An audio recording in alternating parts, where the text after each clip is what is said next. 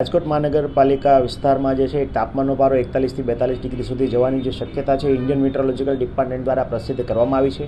અનુસંધાને ખાસ કરીને લોકોએ હીટ રિલેટેડ ઇલનેસ જે છે એના લક્ષણો શું છે અને એને અટકાયતી પગલાં શું લઈ શકાય એના માટે માર્ગદર્શિકા આપણે દર વર્ષે પ્રસિદ્ધ કરતા હોય છે। એ મુજબ હાલ જે કરવાના છીએ તો લોકોને ખાલી માહિતગાર કરવામાં આવે છે કે હીટ રિલેટેડ એટલે લૂ લાગવાની શક્યતા અથવા લૂ લાગવાના લક્ષણો શું છે। તો માથાનો દુખાવો થવો, આ ઉપરાંત જે છે એ ઘણી વખત જે છે બેસુદ અવસ્થા થવી, શરીર જે છે એ તાવ ફીલ થવું, ઘણી વખત જીભ છે અને મોં છે એ કોરું પડવું, આ ઉપરાંત અત્યંત પરસેવો થવો, ત્યારબાદ ચામડી શુષ્ક થવી, રતાશ પડતી થવી, આ ઉપરાંત ઘણી વખત જે છે ચામડી જે છે એ એકદમ ડ્રાય થઈ જાય છે। આ ઉપરાંત ઘણી વખત જે છે સ્નાયુમાં કળતર અને ક્રેમ્પ્સ અનુભવા થવા, ઘણી વખત જે છે એ કોમામાં વ્યક્તિ જતો રહે છે। આ ઉપરાંત ઘણી વખત જે છે એની પ્રાણઘાતકતા પણ જોવા મળે છે। તો આ કોઈપણ લક્ષણો જણાય તો તાત્કાલિક નજીકના આરોગ્ય કેન્દ્રનો સંપર્ક કરવો જોઈએ। આ ઉપરાંત જો બની શકે તો લોકોએ આનાથી અટકાયતી પગલાં માટે શું કરવું જોઈએ તો લોકોએ ખાસ કરીને શરીરની અંદર પાણીની માત્રા જાળવવા માટે મહત્તમ પ્રયાસો કરવો જોઈએ।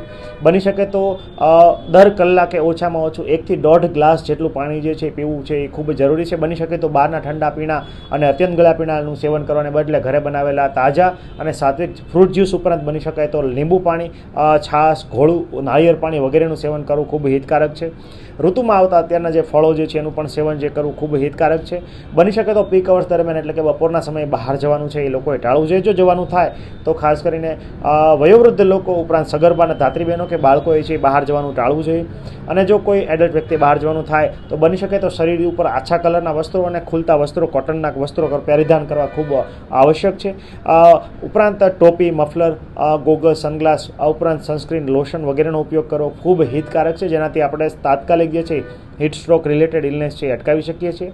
આ ઉપરાંત પીક અવર્સ દરમિયાન કોઈપણ લેબર વર્ગ અથવા મજૂર વર્ગે પણ સીધા તડકામાં જે છે એ કામ કરવાને બદલે છાયડાની અંદર કામ કરી શકાય તો આ બપોરના સમયે આરામ પણ કરી શકાય છે। આ ઉપરાંત કોન્ટ્રાક્ટર દ્વારા જે છે એમના પીવાના પાણીની વ્યવસ્થા માટે ખાસ છે તકેદારી છે એ રાખવી જોઈએ।